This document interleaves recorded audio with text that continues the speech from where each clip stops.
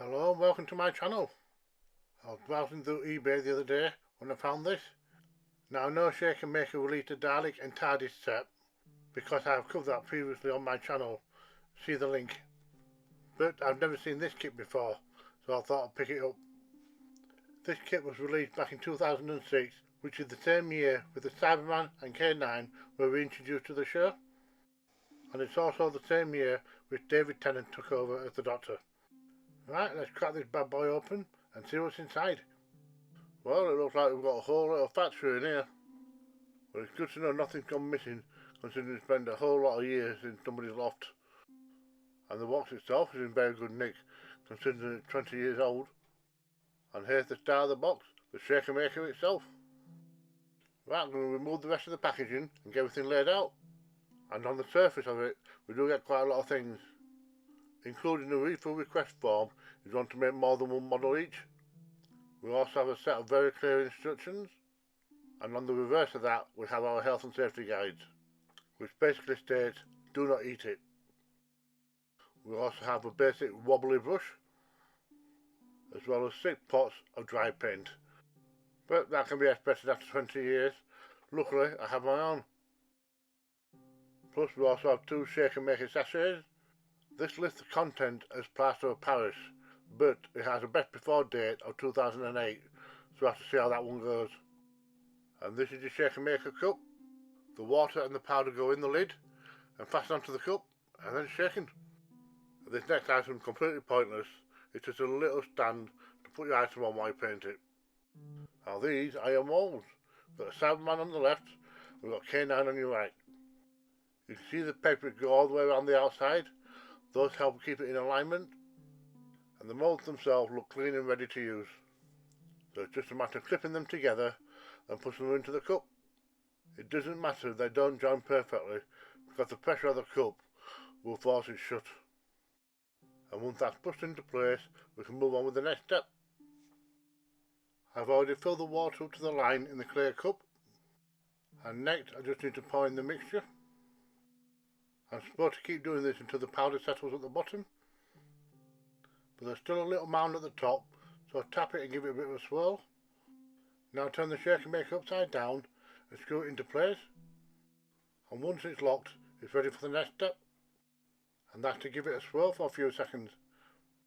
Then you're supposed to give it a chance to settle for a minute before vigorously shaking it for 30 seconds. Well, I forgot to let it settle, so let's hope nothing bad happens. And once that's done, or your arm gets tired, whichever happens first, you can turn it the right way up and give it a moment to settle. And then you can remove the top and wash it out ready for the next use. You have to bear in mind that plaster of Paris is air drying, so you must take the top off, or it'll take forever to set. Well, from this early stage, everything's looking good. It's also a good idea to tap the sides a few times to help encourage the air bubbles to come out. I've left it a couple of hours to set, so I'm now going to remove it from the cup and put it to one side. It had leaked a little bit, but I've not lost much material. Now I can load in the next mould and do it all again. I've already loaded the water into the cup, so I just need to add the mix.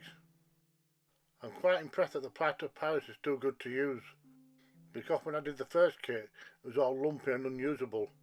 But then again, I think they made their own compound, because they didn't call it plaster of Paris. But like I've already said, that video's on my channel, so you can check it out. Right, so now you've got to swirl, rest and vigorously shake.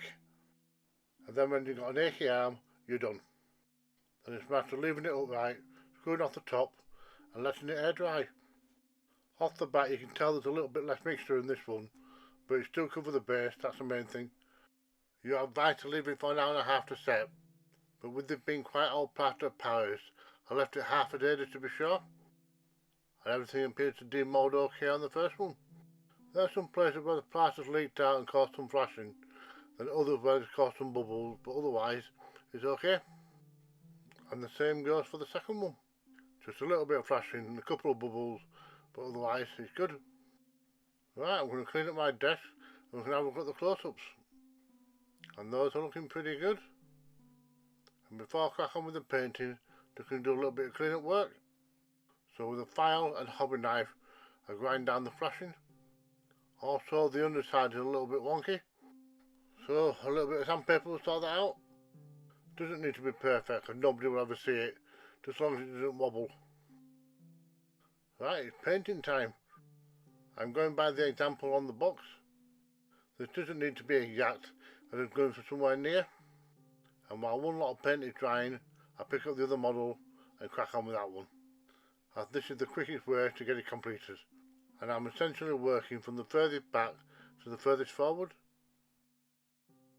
Plaster of Paris is a little bit of a pain to paint on, as it does have a habit of crumbling no matter how gently you hold it. So it's quite common to go over a second time and do a little bit of touch-up work. And this is why I mostly held on to the base and I painted that one last. But I finally reached a point where I had to call it done. And then off camera I sprayed them both with a matte varnish, hoping to help seal the painting further.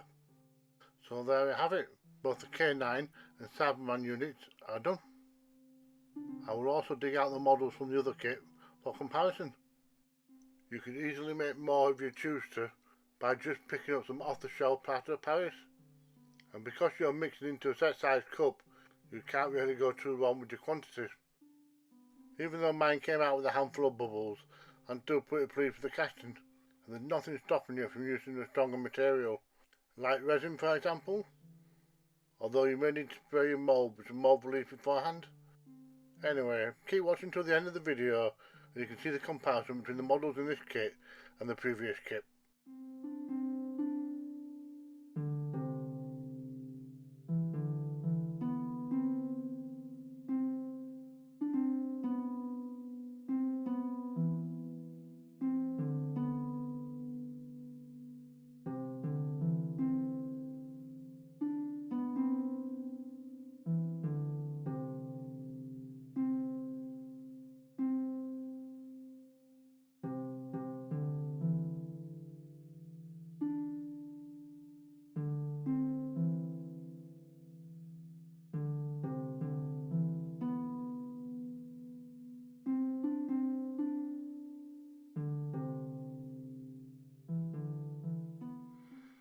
Thank you for watching. Don't forget, if I can do it, so can you.